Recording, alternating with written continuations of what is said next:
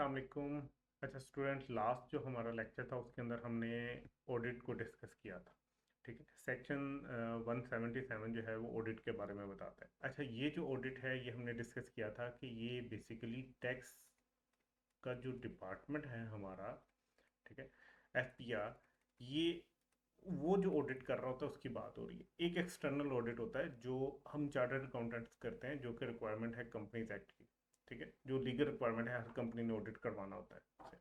वो audit different होता है। ये जो ऑडिट है ये टैक्स वाले अपने टैक्स पेयर्स का ऑडिट कर रहे होते हैं। ठीक है, तो इसके बारे में हमने पढ़ा था कि कमिश्नर के पास एक पावर होती है कि वो डॉक्यूमेंट्स मांग सकता है। उसके पास एक ये पावर है कि ही मे कॉल, ठीक है, अगर वो चाहे तो मंगवा सकता है डॉक्यूमेंट्स। कॉल का मतलब ये है कि वो फ़ोन करके आपको कहेगा या लेटर लिख देगा कि भाई आप अपने डॉक्यूमेंट्स मुझे प्रेजेंट करो, मुझे चाहिए आपके डॉक्यूमेंट्स। ठीक है, जिसके अंदर शामिल हो सकती हैं बुक्स ऑफ अकाउंट्स भी। ठीक है, जितने भी आपके लेजर्स हैं, आपके ट्रायल है, आपके जो अकाउंट्स हैं, ठीक है, कुछ और सपोर्टिंग भी, सारा कुछ इसके अंदर डॉक्यूमेंट्स के अंदर शामिल हो जाता है कि जो आपने मेंटेन किए हैं। इस ऑर्डिनेंस के मुताबिक, इनकम टैक्स लॉ के मुताबिक जो जो आपने डॉक्यूमेंट्स मेंटेन किए हैं वो मंगवा सकता है। और अगर कोई और लाभ भी है उसके मुताबिक भी, अगर आप कुछ डॉक्यूमेंट्स को मेंटेन कर रहे हो, जैसे कल हमने बात की थी सेल्स टैक्स एक्ट वगैरह की, ठीक है, उनके मुताबिक भी, अगर आपने किसी और लॉ के मुताबिक भी अगर आपने कोई बुक्स एंड रिकॉर्ड मेंटेन किए हैं, तो कमिश्नर के पास ये पावर है कि अगर वो चाहे तो कॉल फॉर डॉक्यूमेंट्स कर सकता है, आपसे वो डॉक्यूमेंट्स मंगवा सकता है। ठीक है, इसके पीछे मकसद क्या है, वो करना चाहता है आपका ऑडिट। ठीक है, जितने भी आपके इनकम टैक्स अफेयर्स हैं उस सब का वो ऑडिट करना चाहता है, कंडक्ट करना चाहता है, audit of the income tax affairs of the person. ठीक है, where the record is kept on electronic data. अगर तो आपके पास फिजिकल हार्ड फॉर्म में डॉक्यूमेंट्स हैं तो वो भी मंगवा सकते हैं। ठीक है, और अगर आप कहते हो कि नहीं मैंने तो इलेक्ट्रॉनिक फॉर्म में रखे हुए हैं, आजकल जो है वो बहुत ज़्यादा ये ट्रेंड होता है कि आपने गो ग्रीन जाना है, आप इवन के एटीएम कार्ड अगर जो है वो यूज़ करने, एटीएम मशीन यूज़ करो एटीएम कार्ड को इस्तेमाल करने के लिए, तो उसमें भी वो आपसे पूछता है कि क्या आपने इसका प्रिंट लेना है, वो स्लिप सी लेनी है कि नहीं लेनी, क्योंकि आपको कोशिश की जा रही है कि कम से कम जो है ना वो पेजेस यूज़ किए जाएं और दरख्तों को बचाया जाए। तो इसी तरह कुछ लोग ये भी एक जो है ना वो अपनी जस्टिफिकेशन दे सकते हैं कि भाई हम तो प्रिंट्स आउट लेते ही नहीं है, हमारे पास तो डॉक्यूमेंट्स जो हैं वो हार्ड फॉर्म में है ही नहीं, हमने तो इलेक्ट्रॉनिकली डाटा मेंटेन किया हुआ, हमारा एक सॉफ्टवेयर है उसी के ऊपर सारी बुक कीपिंग होती है, उसी के ऊपर लेजर मेंटेन होते हैं, उसी के ऊपर ट्रायल बनती है, उसी के ऊपर अकाउंट्स बनते हैं। सो हमने इलेक्ट्रॉनिक डाटा मेंटेन नहीं किया। ठीक है, जो हमारी सपोर्टिंग होती है हम उसको स्कैन कर लेते हैं। ठीक है, तो अगर ये सिचुएशन है कि अगर रिकॉर्ड इलेक्ट्रॉनिक डाटा की फॉर्म में है तो पर्सन शेल अलाउ कमिश्नर, तो फिर उस पर्सन यानी कि टैक्स पेयर जिसने वो डाटा इलेक्ट्रॉनिक फॉर्म में रखा हुआ है उसको इजाज़त देनी होगी कमिश्नर को कि वो यूज़ कर सके वो मशीन जिस पे उसने इलेक्ट्रॉनिकल डाटा मेंटेन किया हुआ है। And shall allow him access to the attested hard copy. और अगर कमिश्नर ये चाहे कि भाई ये जो आपने सॉफ्ट में डाटा रखा हुआ है, इलेक्ट्रॉनिक डाटा रखा हुआ है, इसकी मुझे कॉपीज निकाल के दो, प्रिंट आउट निकालो और उसको टेस्ट करो कि ये आपने मुझे डाटा दिया, तो वो भी ले सकता है for investigation of tax payer और एनी अदर टैक्स पेयर। उस टैक्स पेयर की जिसका ये डाटा है या किसी और टैक्स पेयर की भी जो है ना वो इन्वेस्टिगेशन के लिए कमिश्नर के पास ये पावर है कि वो कर सकता है, वो आपके इलेक्ट्रॉनिक डाटा को एक्सेस कर सकता है या आपसे कॉल फॉर डॉक्यूमेंट्स कर सकता है। ठीक है, तो इसकी मैंने एग्जांपल दी थी कि फॉर एग्जांपल होंडा वाले जो हैं उनकी प्रेमिसेस में बैठ के आप उनका इलेक्ट्रॉनिक डाटा यूज़ कर रहे हो, और आप हो सकता है इन्वेस्टिगेशन जो है वो एक टायर बनाने वाली कंपनी की कर रहे हो जिसके टायर्स को होंडा यूज़ करके अपनी गाड़ी या बाइक को बेच रहे होंगे। ठीक है, तो ऐसा हो सकता है कि एक टैक्स पेयर के पास दूसरे टैक्स पेयर की भी कुछ इन्फॉर्मेशन हो। ठीक है, तो इन्वेस्टिगेट अगर कमिश्नर करना चाहे किसी दूसरे टैक्स पेयर को, तो वो आपके पास आके आपकी इन्फॉर्मेशन के थ्रू भी किसी और पर्सन को इन्वेस्टिगेट कर सकता है। ठीक है, तो हमने कहा था कि Commissioner may call,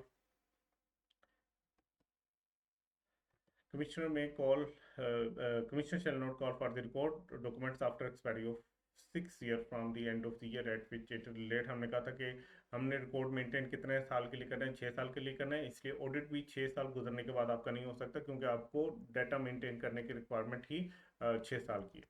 ठीक है, फिर हमने ये पढ़ लिया था कि जब after obtaining the record of a person, और वेयर जब कमिश्नर ने रिकॉर्ड ऑब्टेन कर लिया एक पर्सन से, ठीक है, या नेसेसरी रिकॉर्ड जो है वो ज़रूरी रिकॉर्ड मेंटेन ही नहीं हो रहा था, तो क्या करेगा कमिश्नर? देखो दो सूरतें होगी, एक तो उसने ऑब्टेन कर लिया या ऑब्टेन ही नहीं हो रहा था, ठीक है। दोनों सिचुएशन में क्या होगा? Commissioner shall conduct an audit, तो वो कंडक्ट करेगा ऑडिट, ठीक है। अगर तो डाटा दे दिया तो तब भी उसने ऑडिट करना है, अगर डाटा मेंटेन नहीं हो रहा तो फिर भी वो ऑडिट करेगा। कैसे करेगा वो बात की बात है, वो भी हमने आगे पढ़ा था।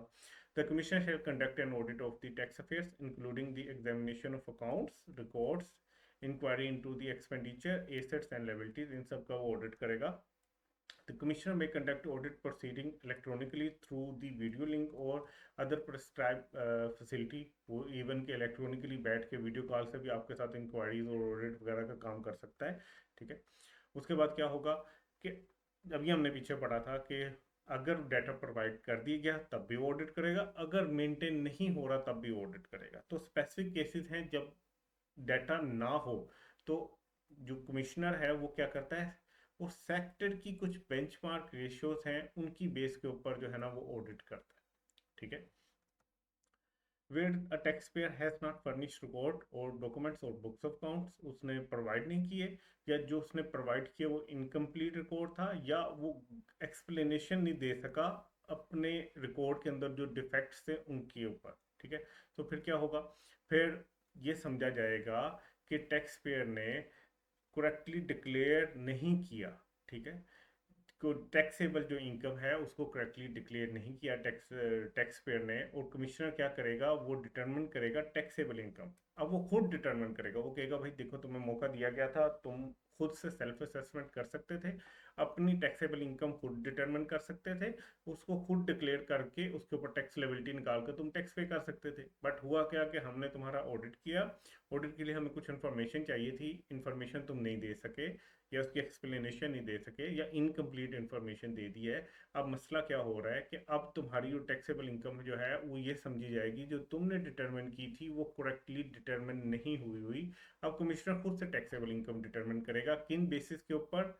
ये आपने याद रखना है, सेक्टोरियल बेंचमार्क रेशियोज के ऊपर, ठीक है। और ये बता कौन रहा होता है? बोर्ड बता रहा होता है, मतलब एफबीआर ने कुछ सेक्टोरियल बेंचमार्क रेशियोज बता दी हैं, उसकी बेस के ऊपर अब ये डिटरमिन किया जाएगा कि इसकी टैक्सेबल इनकम कितनी है, ठीक है। Sectoral benchmark ratios mean standard business sector ratios, ठीक है, notified by board on basis of comparative cases including financial ratios, production ratios, gross profit ratio, net profit ratio, recovery ratio, wastage ratio and other prescribed ratio। ये कुछ different ratios होती हैं जो हर sector की FPR खुद से notify कर देता है। कि फॉर एग्जांपल जो है ना आपका जो टेक्सटाइल सेक्टर है उनकी उनका जो ग्रोथ प्रॉफिट है, ग्रोथ प्रॉफिट की परसेंटेज जो है वो 20%, ऐसे इस तरह करके ना डिफरेंट परसेंटेजेस उसने पहले से नोटिफाई कर दी होती हैं। अब कमिश्नर के पास एक बोर्ड की प्रिस्क्राइब्ड नोटिफाइड जो है ना वो रेशियोज हैं, उसकी बेस के ऊपर टैक्सेबल इनकम वो डिटरमिन करेगा ऐसे टैक्स पेयर की जो कि प्रोवाइड नहीं कर सका डाटा, या उसने इनकम्प्लीट प्रोवाइड किया है, या वो एक्सप्लेनेशन नहीं दे सका जो डिफेक्ट्स है उसने जो डाटा प्रोवाइड किया उसमें, ठीक है। अच्छा, after completion of the audit commissioner में after obtaining the tax payer explanation, अब उसने कमिश्नर ने कंप्लीट कर लिया ऑडिट, ठीक है। अब कमिश्नर में फिर यहाँ पे है कि अगर वो चाहे तो कर सकता है। After obtaining the tax payer explanation, वो टैक्स पेयर से कहेगा कि भाई ये मैंने इश्यूज आइडेंटिफाई किए हैं, ज़रा एक्सप्लेनेशन दे दो on all the issues raise in the audit. Issue and audit report, ठीक है, कॉन्टेनिंग ऑडिट ऑब्जर्वेशन और फाइंडिंग, ठीक है। वो कमिश्नर ने ऑडिट कंप्लीट कर लिया। अब कमिश्नर तब तक जो है वो ऑब्जर्वेशन और फाइंडिंग नहीं दे सकता, जब तक वो चाहे तो एक दफ़ा एक्सप्लेनेशन मांग सकता है। आफ्टर ऑब्टेनिंग एक्सप्लेनेशन, अगर वो एक्सप्लेनेशन मांग लेता है जितने भी इश्यूज रेस हुए हैं ऑडिट के अंदर, तो उसके बाद वो क्या करेगा? एक रिपोर्ट इशू कर देगा ऑडिट की, जिसके अंदर बताया जाएगा कि ये ऑब्जर्वेशन हैं और ये फाइंडिंग्स हैं, ठीक है। उसके बाद आफ्टर इशूइंग द रिपोर्ट, अब रिपोर्ट इशू होगी, कमिश्नर में, फिर मे का वर्ड है, if considered necessary amend the assessment. देखो एक असेसमेंट आपने की थी, कल हमने बात की थी कि आप लोगों को मतलब जितने भी टैक्स पेयर्स हैं उनको एक इजाज़त दी गई है कि वो अपने आप को सेल्फ असेस करें, ठीक है। खुद से अपनी असेसमेंट करें कि उनकी कितनी टैक्सेबल इनकम है, उसके ऊपर उन्होंने कितना टैक्स देना है, ठीक है। अब एक उन्होंने खुद से सेल्फ असेस कर लिया था, उसके ऊपर उन्होंने हो सकता है टैक्स भी जमा करवा दिया। फिर एक टैक्स पेयर को पिक किया गया, चूज किया गया कि इसका ऑडिट करना है, उससे कुछ डॉक्यूमेंट्स मंगवाए गए, उसका ऑडिट हुआ। उसके बाद ऑडिट होने के बाद कमिश्नर के पास ऑप्शन थी कि वो एक दफ़ा जो जो उसने फाइंडिंग्स एंड ऑब्जर्वेशंस जो हैं वो ऑडिट के अंदर निकाली हैं, उसको टैक्स पेयर को दिखाए और उससे उसके ऊपर एक्सप्लेनेशन मांग ले कि भाई ये मसले आ रहे हैं तुम्हारे ऑडिट के अंदर, ये इश्यूज नजर आए हैं, बताओ इसके ऊपर तुम्हारी क्या एक्सप्लेनेशन है। उसके बाद वो ऑडिट रिपोर्ट इशू करते। अब ऑडिट रिपोर्ट इशू होने के बाद उसने कुछ अपनी उसमें फाइंडिंग्स बताई होंगी कि ये आपके मसले मसाइल है, इनके ऊपर मैंने ये ऑडिट रिपोर्ट दी है, जितना भी ऑडिट किया उसमें ये मसले लगे हैं, हमें लगता है कि तुमने टैक्स कम दिया हुआ है या जो भी रीज़न हो सके। उसके बाद ऑडिटर को ऑडिट रिपोर्ट देने के बाद अगर लगे कि भाई वो आपकी असेसमेंट को अमेंड करता है, जो आपने सेल्फ असेसमेंट की हुई थी उसको अमेंड करे और आपसे अब ज़्यादा टैक्स मांगे, ठीक है, एंड डिमांड टैक्स, तो वो कर सकता है, ठीक है।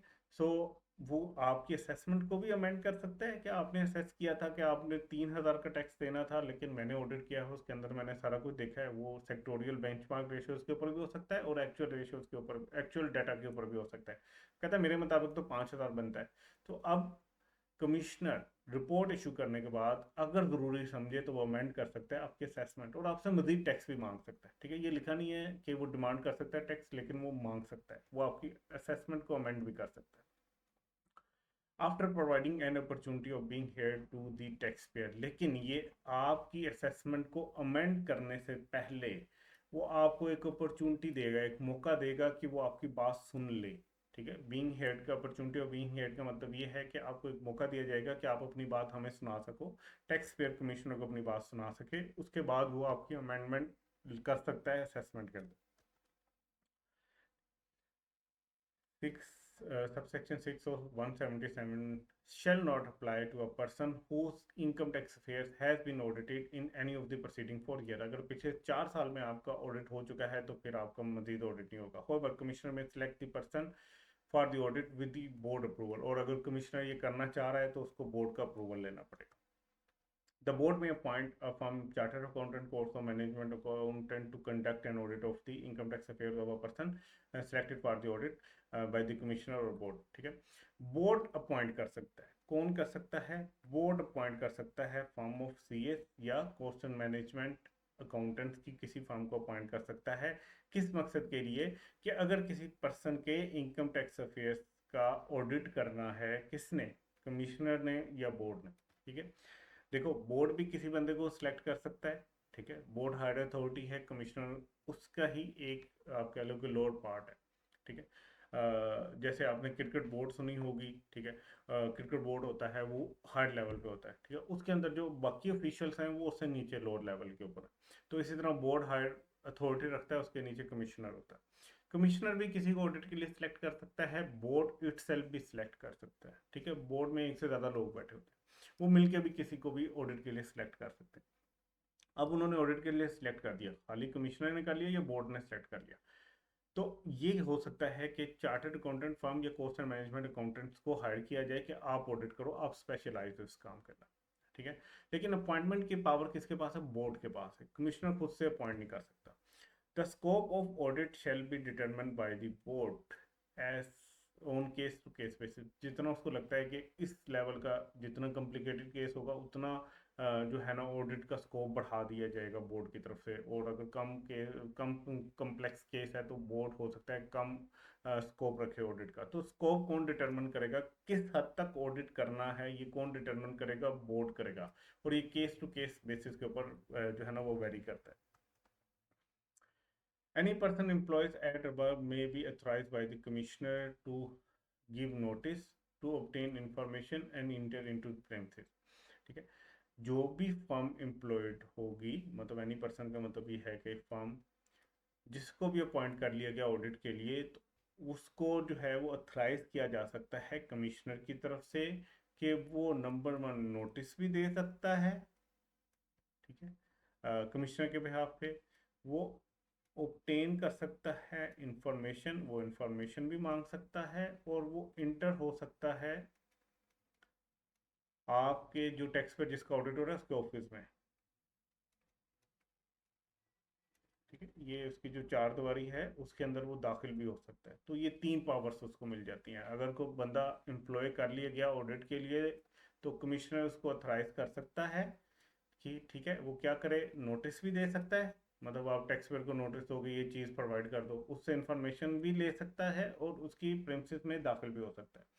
फिर a person fail to produce before, लेकिन अगर कोई टैक्स पेयर आगे से बदमाशी करे और वो ना प्रोड्यूस करे, ठीक है, कमिश्नर के सामने या फर्म के सामने, ठीक है, वो सीए फर्म हो या कॉस्ट एंड मैनेजमेंट अकाउंटेंट की फर्म हो, कोई भी अकाउंट, डॉक्यूमेंट या रिकॉर्ड इलेक्ट्रॉनिकली रिकॉर्ड मेंटेन हो रहे हैं वो इलेक्ट्रॉनिक मशीन को एक्सेस ना दे, और कोई भी एविडेंस, ठीक है, मतलब कि एक बंदा कहता है कि भाई आप मेरा ऑडिट कर रहे हो कमिश्नर साहब, मैं आपको नहीं डिटेल दे रहा, या आपने एक फर्म को अपॉइंट किया मेरा ऑडिट करने के लिए, मैं उसको डिटेल नहीं दे रहा, कोई भी अकाउंट नहीं दे रहा, डॉक्यूमेंट नहीं दे रहा, रिकॉर्ड नहीं दे रहा, या इलेक्ट्रॉनिकली कैप्ट रिकॉर्ड नहीं दे रहा, या इलेक्ट्रॉनिक मशीन तक रसाई नहीं दे रहा, या कोई और एविडेंस वो नहीं दे रहा, तो commissioner may proceed to make best judgment assessment.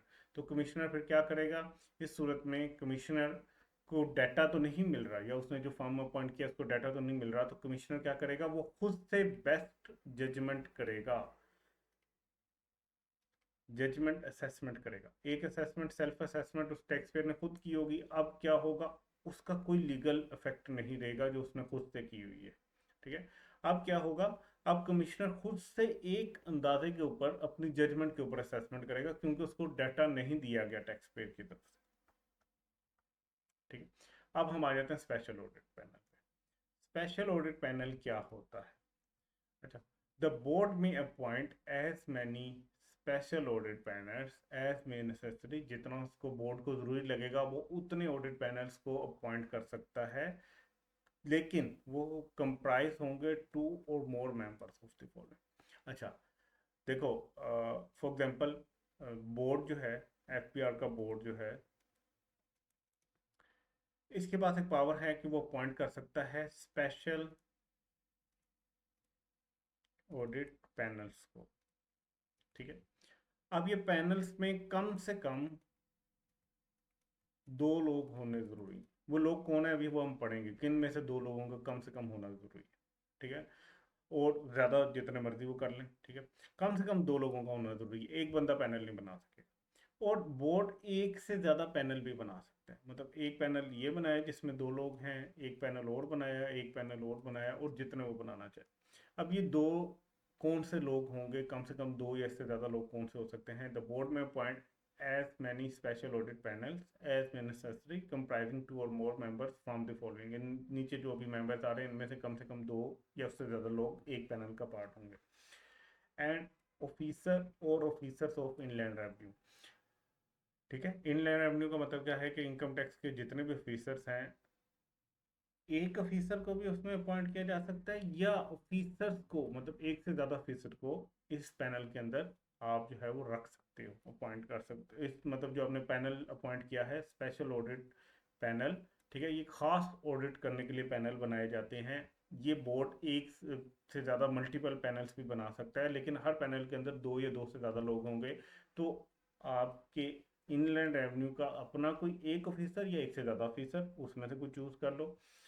A firm of chartered accountants, इसमें से कोई चूज कर लो। A firm of cost and management accountant, इसमें से कोई चूज कर लो। Any other person including foreign expert और specialist as directed by the board. अगर बोर्ड कहता है कि भाई ये जो ऑडिट होने जा रहा है, स्पेशल ऑडिट होने जा रहा है, इसका जो पैनल बनाना है ना, इसमें कोई फॉरेन एक्सपर्ट लेके हो, ऐसा टैक्स पेयर है जो इस तरह का काम करता है जिसकी एक्सपर्टीज शायद पाकिस्तान में ना हो, तो कोई फॉरेन एक्सपर्ट या स्पेशलिस्ट मंगवा लेते, ठीक है। या अ टैक्स ऑडिट एक्सपर्ट, यहाँ पे क्या था, फॉरेन एक्सपर्ट का वर्ड यूज हुआ था, यहाँ पे क्या है, टैक्स ऑडिट एक्सपर्ट, ठीक है। ये टैक्स में ऑडिट करने का एक्सपर्ट बंदा होगा, deployed under an audit assistant programme of an international tax organisation और टैक्स अथॉरिटीज आउटसाइड पाकिस्तान, मतलब कोई इंटरनेशनल इदारे का कोई ऐसा बंदा जो कि डिप्लॉय किया जाए ऑडिट असिस्टेंट प्रोग्राम के तहत, और वो इंटरनेशनल टैक्स ऑर्गेनाइजेशन या कोई टैक्स अथॉरिटी हो जो पाकिस्तान से बाहर की हो, उसका कोई जो है ना आपने एक टैक्स ऑडिट का एक्सपर्ट मंगवा लेना, ठीक है। तो ये 1 2 3 4 5, इन 5 में से कम 2 बंदे आपने लेने हैं स्पेशल ऑडिट पैनल बनाने के लिए। हाँ, इससे ज़्यादा 5 के 5 ले सकते हो, बट डिपेंड करता है, ठीक है, बोर्ड की मर्जी है कि वो किस किस को पैनल के अंदर रखता है, स्पेशल ऑडिट पैनल के अंदर रखता है। ठीक है, एक ऑप्शन ये है कि वो चुप करके अपना ही कोई एक या एक से ज़्यादा ऑफिसर ले ले, तो 2 बंदे पूरे हो जाएंगे, पैनल बन सकता है। दूसरा, अगर उसको थोड़ा सा स्पेशलाइज काम है, तो वो कहता है ऑडिट की एक्सपर्टीज रखने वाला बंदा चाहिए, तो वो क्या कर सकता है, वो एक अपना ऑफिसर रख सकता है, ठीक है, और एक कोई चार्टर्ड अकाउंटेंट फर्म या cost and management accountant firm रख सकता है, ठीक है। अच्छा, अब अगर पैनल में लगता है बोर्ड को कि नहीं, इससे भी कम्प्लेक्स चीज़ है यहाँ पे, तो हमारी जो फर्म्स हैं शायद उनके पास इतना नॉलेज ना हो, ये कोई फॉरेन एक्सपर्ट बुलाना पड़ेगा, स्पेशलिस्ट बुलाना पड़ेगा इस खास मकसद के लिए, ठीक है। लाइक आपको शायद आइडिया हो कि जो माइनिंग के काम होते हैं वो बड़े ही स्पेशलाइज किस्म के होते हैं, तो अगर वहाँ पे आपने ऑडिट करना है टैक्स से रिलेटेड, तो हो सकता है आपको बाहर से कोई फॉरेन एक्सपर्ट बुलाना पड़े, तो आप उसको भी बुला सकते हो, अपने पैनल में रख सकते हो, ठीक है। या शायद सिर्फ इस बाहर वाले को बुला लो और अपने ऑफिसर को रख लो। अच्छा, फिर क्या हो सकता है कि कोई ऑडिट असिस्टेंट प्रोग्राम के तहत इंटरनेशनल टैक्स ऑर्गेनाइजेशन या टैक्स अथॉरिटी, कोई पाकिस्तान के बाहर, जैसे एफबीआर है पाकिस्तान का, इस तरह की कोई बाहर की अथॉरिटी हो, उसका भी कोई टैक्स का ऑडिट एक्सपर्ट हो, तो उसको भी आप बुला सकते हो, ठीक है। अब आप बाहर से 2 लोग बुला सकते हो, एक क्या है, फॉरेन एक्सपर्ट या स्पेशलिस्ट, इसको बुला सकते हो, या टैक्स ऑडिट एक्सपर्ट को बुला सकते हो, ठीक है, तो ये पैनल बनेगा। अच्छा, ये पैनल क्यों बनाया गया, जो एफबीआर ने पॉइंट किया, पैनल एक से ज़्यादा बन सकते हैं, किस लिए होते हैं, to conduct an audit including forensic audit. Forensic audit का मतलब होता है डिटेल्ड ऑडिट, ठीक है, डिटेल ऑडिट। ये जब हेरा फेरी होती है ना, मतलब आपने कोई इन्वेस्टिगेशन करनी, उसके लिए फोरेंसिक ऑडिट किया जाता है, ठीक है। तो अगर एफपीआर को लगता है कोई बहुत सीरियस मसला है, तो वो ऑडिट करने के लिए, या उसके अंदर फोरेंसिक ऑडिट भी शामिल है कि कोई आपको लगता है कि डिटेल ऑडिट करवाना है, कोई हेरा फेरी हुई है, इन्वेस्टिगेशन करवानी है, तो उसके लिए ये पैनल बनाया जा सकता है। Of the tax income tax affairs of any person and scope of audit shall be determined bye the board, क्योंकि पैनल ही बोर्ड बना रहा है, तो वो ही डिटरमिन करेगा किस हद तक काम करना है ऑडिट के अंदर। और कमिश्नर, कमिश्नर भी कर सकते हैं उन केस टू केस बेसिस, ठीक है, केस टू केस बेसिस, अगर बोर्ड कमिश्नर को कह दे कि आप डिसाइड करो कि क्या स्कोप रखना है ऑडिट का, तो वो भी कर सकते हो। If a member is not an officer of inland revenue, अगर जो पैनल था उसका कोई मेंबर जो है वो इनलैंड रेवेन्यू का ऑफिसर नहीं है, तो बाहर से वो किसी फर्म को आपने अपॉइंट किया है, वो सीए या cost and management accountant firm हो सकती है, वो कोई फॉरेन एक्सपर्ट हो सकता है, या जो है ना वो टैक्स ऑडिट स्पेशलिस्ट कोई हो सकता है, तो इसका मतलब यह है कि वो आपके एफपीआर का पार्ट या आपके अपना स्टाफ नहीं, अपने बाहर से हेल्प लिए। अगर कोई मेंबर जो है वो ऑफिसर नहीं है इनलैंड रेवेन्यू का, तो the person shall only be included, तो उसको पैनल में इंक्लूड किया जा सकता है as member in this special audit panel if an agreement of confidentiality has been entered into between board and the person, ठीक है।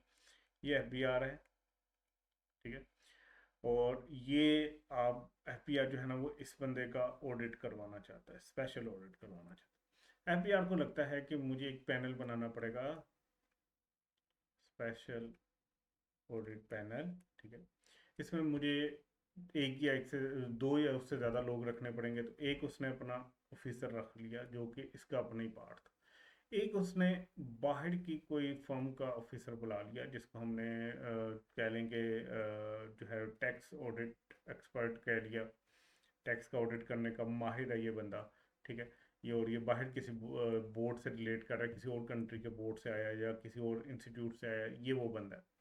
अब मसला क्या है कि ये उसने पैनल बना लिया 2 लोगों का, ये जो बंदा है ये इसका अपना स्टाफ है, ये इसने बाहर से मंगवाया है, ठीक है।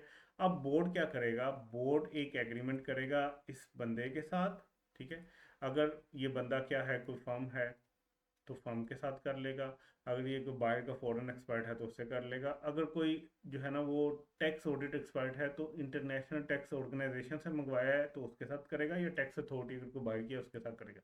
मतलब एफबीआर ने एक एग्रीमेंट करना है जिसको कहते हैं कॉन्फिडेंशियलिटी एग्रीमेंट। ये कॉन्फिडेंशियलिटी का मतलब क्या होता है कि आपने कोई भी इंफॉर्मेशन जो ऑडिट के दौरान आपको मिले उसको कॉन्फिडेंशियल रखना है, उसको किसी थर्ड बंदे तक नहीं पहुंचाना, ठीक है।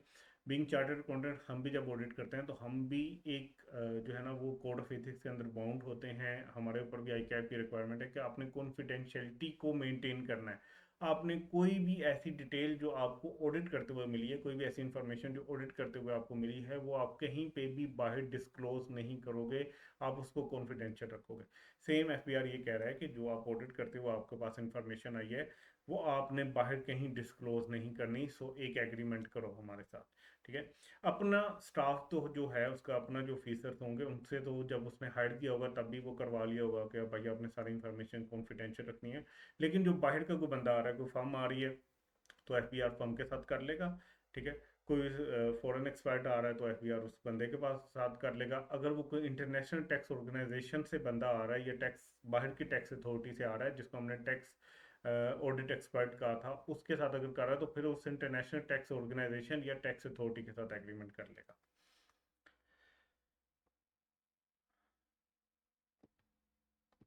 ठीक है। Special audit panel shall be headed by chairman who shall be N officer of inland revenue. जो भी स्पेशल ऑडिट पैनल बनेगा उसमें 2 बंदे हों, 3 हों, 4 हों, 5 हों, जितने भी बंदे हों, उनको हेड कौन करेगा, उनको लीड कौन करेगा? चेयरमैन, ठीक है। और वो चेयरमैन कौन होगा? जो ऑफिसर ऑफ इनलैंड रेवेन्यू होगा, ठीक है। Powers to enter into the premises, इनके पास ताकत होगी कि ये वहाँ पे उसकी चार दीवारी में दाखिल हो सकें। And power to obtain information for conducting an audit shall be exercise by the by an officer of inland revenue. तो जो ऑफिसर ऑफ इनलैंड रेवेन्यू होगा उसके पास ये पावर होगी कि वो उसकी चार दीवारी, टैक्स पेयर की चार दीवारी में दाखिल हो सकता है, उससे इंफॉर्मेशन ऑब्टेन कर सकता है ऑडिट के लिए। Where a person failed to produce before the commissioner or a special audit panel, जब कोई बंदा फेल हो जाए प्रोड्यूस करने में, किसके सामने? कमिश्नर के सामने या स्पेशल ऑडिट पैनल के सामने। एनी अकाउंट्स, डॉक्यूमेंट्स और रिकॉर्ड और relevant documents, electronic kept record, electronic machine और एनी अदर एविडेंस, कमिश्नर में मेक बेस्ट जजमेंट असेसमेंट, ठीक है। और उसका वो ये अभी हमने पहले भी पढ़ा है कि अगर आपको वो प्रोवाइड ही नहीं कर रहा डाटा, वो फेल हो गया प्रोवाइड करने में, तो फिर आपके पास कोई ऑप्शन नहीं है, ठीक है। फिर आप जैसे हमने पहले पढ़ा था कि ऑडिट करके उसके बाद आप देखो उसकी रिपोर्ट बनाओ, उसके बाद आप उसको अमेंड कर सकते हो उसकी असेसमेंट को। तो यहाँ पे क्या है, यहाँ पे तो डाटा नहीं मिल रहा, तो आप क्या करो, आप बेस्ट जजमेंट के मुताबिक, ठीक है, अगर पैनल है तो वो बेस्ट जजमेंट करेगा, अगर कमिश्नर अकेला ऑडिट कर रहा है तो वो बेस्ट जजमेंट करेगा कि ये आपकी टैक्सेबल इनकम बनती थी, ये आपकी असेसमेंट बनती है, इसके ऊपर इतना टैक्स देना पड़ता है और ये आपको अब टैक्स देना पड़ेगा, तो वो कर सकता है, ठीक है। और जो पहले से उस टैक्स पेयर ने खुद से असेसमेंट की थी उसकी अब कोई जो है ना लीगल इफेक्ट नहीं रहेगा। If any one member of the special audit panel other than the chairman is absent for conducting an audit, ठीक है। ठीक है, 5 या 4 बंदों का हम कहते हैं, ये 4 बंदों का एक पैनल था, ठीक है। ये 4 बंदों का एक पैनल था।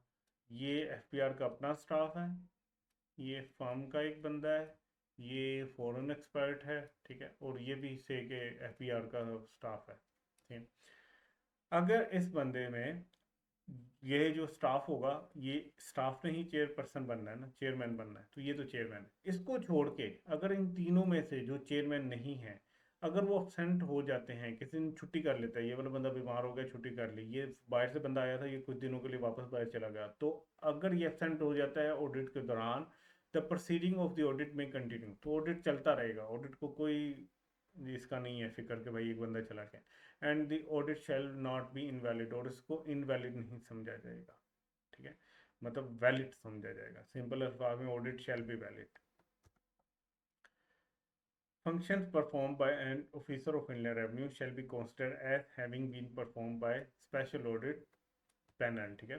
कोई भी फंक्शन जो है वो officer of inland revenue perform कर रहा है, उसको ऐसे ही समझा जाएगा कि वो परफॉर्म हो रहे हैं स्पेशल ऑडिट पैनल के ऊपर। बोर्ड में prescribe the mode and manners for constitution, procedure and working of special audit panel, ठीक है। तो बोर्ड के पास पावर है, बोर्ड ही बना रहा है पैनल, तो बोर्ड ही बताएगा कि किस मोड के साथ, किस मैनर के साथ ये पैनल कंस्टिट्यूट होगा, इसके प्रोसीजर्स क्या होंगे और किस तरह ये काम करेगा, ठीक है। सो हमारा स्पेशल ऑडिट पैनल वाला भी टॉपिक कंप्लीट हो गया। अब हम आते हैं अपने इस चैप्टर के लास्ट टॉपिक पे, नेशनल डेटाबेस रजिस्ट्रेशन अथॉरिटी, ठीक है, NDA, ठीक है। तो ये आपका आ गया। ये सेक्शन है 175। ये सेक्शन कहता है नादरा, ठीक है, शैल ऑन इट्स ओन मोशन, अपने आप खुद से, और on application of board, board की दरख्वास्त पे। अच्छा, नादरा खुद से भी कर सकता है, या बोर्ड अगर उसको दरख्वास्त करे, एफपीआर उसको दरख्वास्त करे, तो तब भी कर सकता है। क्या कर सकता है? वो शेयर कर सकता है अपने रिकॉर्ड्स को और अपनी इंफॉर्मेशन को with the board for broadening the tax base. Tax base की जो है ना सतह, उसको बढ़ाने के लिए, ठीक है, उसको ब्रॉडर करने के लिए नादरा खुद से या दरख्वास्त आने पे बोर्ड से उसको अपनी इंफॉर्मेशन या रिकॉर्ड वो जो है वो शेयर कर सकता है। बेसिकली होता क्या है कि आजकल ना बाकी कंट्रीज में तो ये पहले से होता चल रहा था, पाकिस्तान में भी अब से क्या हो रहा है कि जब भी आप कोई प्रॉपर्टी खरीदते हो, ठीक है, तो आपको बायोमेट्रिक करवानी पड़ती है। इवन आप कोई सिम खरीदते हो, आपको बायोमेट्रिक करवानी पड़ती है। आपको गाड़ी वगैरह खरीदते हो, आपको उसके लिए भी बायोमेट्रिक करवानी पड़ती है। मतलब काफ़ी ऐसे सिनेरियोज हैं जहाँ पे आपको बायोमेट्रिक करवानी पड़ती है, या एटलीस्ट आपको अपनी CNIC की कॉपी देनी पड़ती है। ठीक है, आपने पैसे ट्रांसफ़र किए हैं या पैसे जमा किए हैं अपने अकाउंट में, तो आपको अपने शनाख्ती कार्ड की कॉपी देनी पड़ेगी। अब इस सिनेरियो में हो क्या रहा है? इस सिनेरियो में ये हो रहा है कि नादरा के पास ना डाटा बहुत ज़्यादा आता जा रहा है। ठीक है, फॉर एग्जाम्पल ये एक बंदा है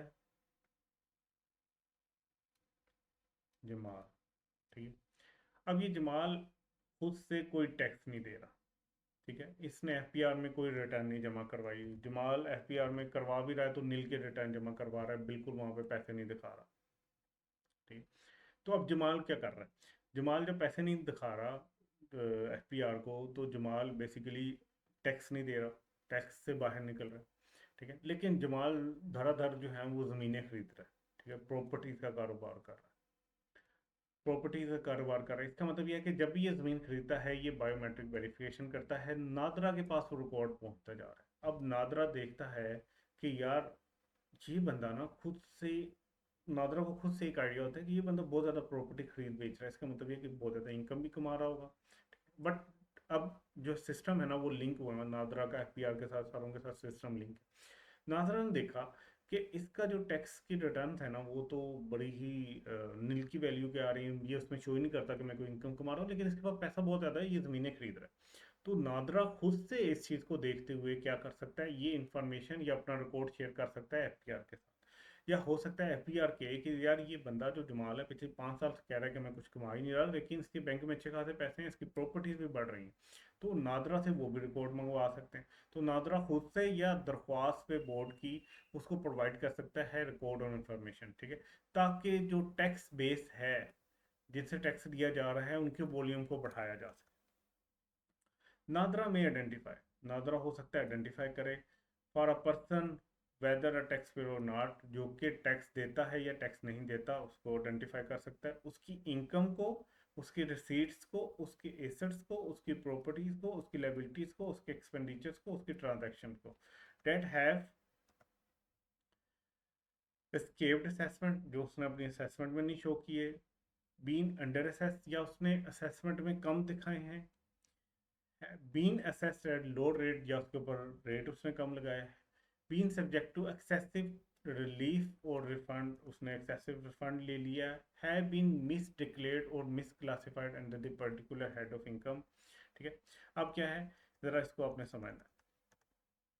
कहा जा रहा है कि नादरा जो है ना वो आइडेंटिफाई कर सकता है इनकम को, रिसीट्स का मतलब जो है उसके पास जो पैसे रिसीव कर रहा है, उसके पास जो पैसे आ रहे हैं उनको, किसी बंदे की एसेट्स को, उसकी प्रॉपर्टीज को, उसकी लाइबिलिटीज को, उसके खर्चों को, उसकी ट्रांजैक्शंस को, इन सबको आइडेंटिफाई कर सकता है।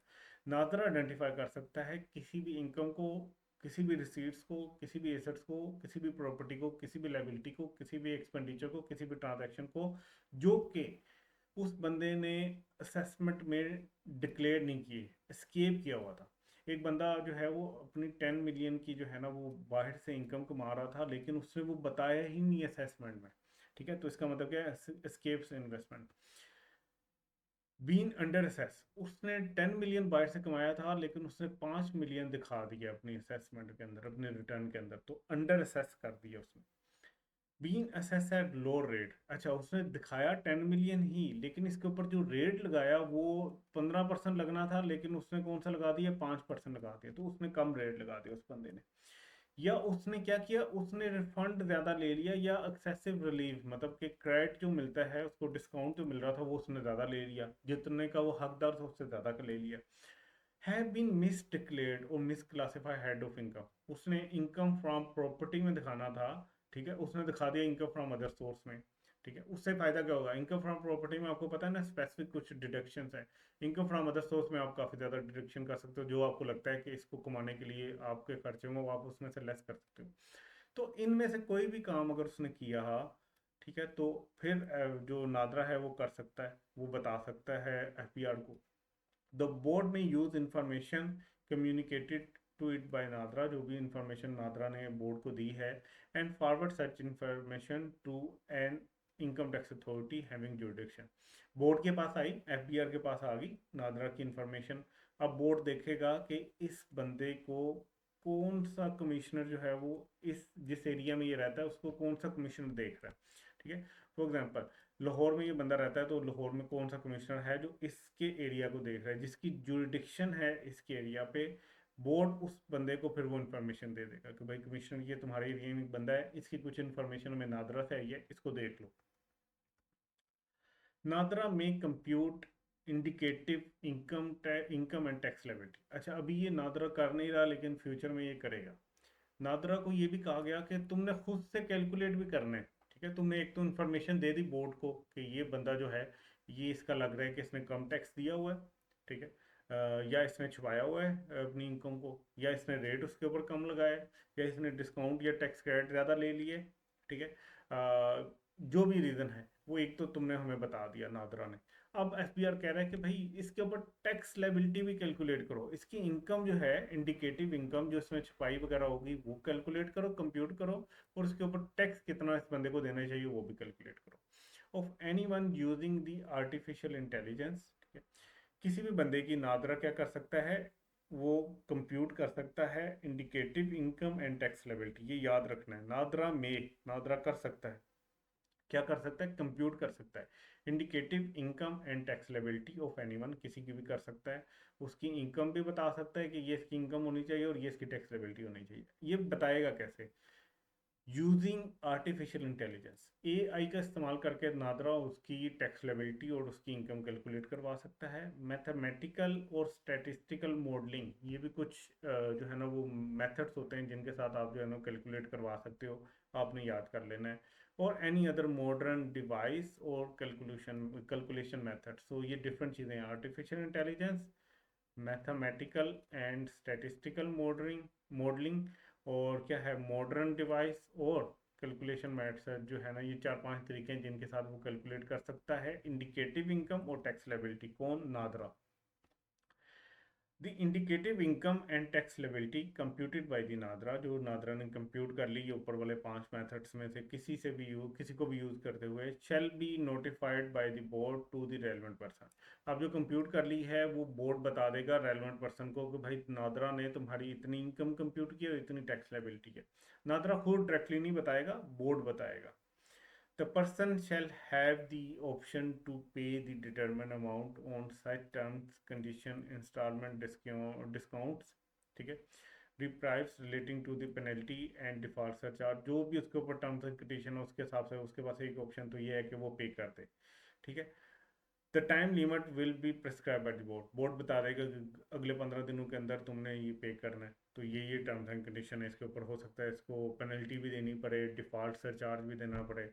ठीक है, पेनल्टी क्या होती है कि आपको जुर्माना लगता है, डिफ़ॉल्ट सरचार्ज भी एक किस्म का जुर्माना है कि आपने डिफ़ॉल्ट किया उसके ऊपर आपको ओरिजिनल से ऊपर भी कुछ अमाउंट देनी है सरचार्ज की सूरत में। ठीक है, आगे चल के डिटेल में करेंगे हम इंशाल्लाह। In case of person does not पे, अब दूसरी ऑप्शन ये है कि ओके मैं नहीं पे करता within the prescribe time, the board shall take action, तो फिर बोर्ड एक्शन लेगा, नादरा नहीं लेगा, बोर्ड एक्शन लेगा, ठीक है, क्योंकि अल्टीमेट जिम्मेदारी तो बोर्ड की थी, नादरा ने तो हेल्प आउट किया उसे, नादरा ने एक तो आइडेंटिफाई करके दिया, उसके बाद अब वो नादरा को कहा जा रहा है कि आर्टिफिशियल इंटेलिजेंस को यूज़ करते हुए उसकी इंडिकेटिव इनकम और उसकी टैक्स लेबिलिटी भी कैलकुलेट करो, ठीक है। तो बोर्ड एक्शन लेगा upon the basis of tax liability computed above, जो भी टैक्स लेबिलिटी कंप्यूट करके दी थी नादरा ने, उसकी बेस के ऊपर बोर्ड अब एक्शन लेगा। इफ द पर्सन पे सच लेबिलिटी, और अगर वो बंदा पे कर देता है अच्छे बच्चों की तरह, वो सारी लेबिलिटी पे कर देता है, such payment shall be considered to be an amended assessment, ठीक है। पहले उसने बंदे ने खुद से कहा था कि मेरा 100 रुपये टैक्स बनता है, नादरा ने AI यूज़ करते हुए कहा नहीं 250 रुपये बनता है। अब ये इसने सेल्फ असेस किया था कि इतने मेरी टैक्स लेबिलिटी है, नादरा ने कहा तुम्हारी 250 है। अब अगर इसने ये जो एक्स्ट्रा है अमाउंट ये पे कर दी, तो इसका मतलब ये है कि अब इसने अपनी अमेंडमेंट को असेस कर दिया और इसको कोई सजा नहीं मिलेगी, इसके अगेंस्ट कोई एक्शन नहीं लिया जाएगा, ठीक है। तो सम अप करते हैं, नादरा शेयर कर सकता है रिकॉर्ड विद बोर्ड, ठीक है। नादरा आइडेंटिफाई कर सकता है incomes which are not assess, मतलब जो इनकम उसने खुद असेस नहीं करवाई उसको नादरा आइडेंटिफाई कर सकता है। नादरा कंप्यूट कर सकता है इंडिकेटिव टैक्स, ठीक है। और इंडिकेटिव टैक्स जो है shall be communicated bye FBR, उसको FBR कम्युनिकेट कर देगा टैक्स पेयर को, ठीक है। पर्सन के बाद दो ऑप्शन है, अगर वो पे कर देता है यस, तो payment shall be considered at amended assessment order, ठीक है। और अगर वो पे नहीं करता तो बोर्ड उसके अगेंस्ट एक्शन लेगा, ठीक है। सो ये हमारा चैप्टर जो है वो कंप्लीट हो गया, ठीक है। इंशाल्लाह अब हम नेक्स्ट चैप्टर करेंगे अपना, तो आई होप आपको ये समझ आएगा। थ्योरी का ये चैप्टर था, इजी चैप्टर था, बहुत ज़्यादा मुश्किल नहीं है, कंटेंट आपको ज़्यादा लग सकता है लेकिन अगर आप समझ के करेंगे तो इजीली हो सकता है। इसको किसी सूरत में भी नहीं आपने चांस लेना कि ये थ्योरी वाला चैप्टर एंड पे कर लूँ या इसको मैं छोड़ दूँ, ये आपने बहुत अच्छे से चैप्टर करना, ठीक है। इंशाल्लाह नेक्स्ट क्लास में मिलते हैं, अल्लाह हाफिज़।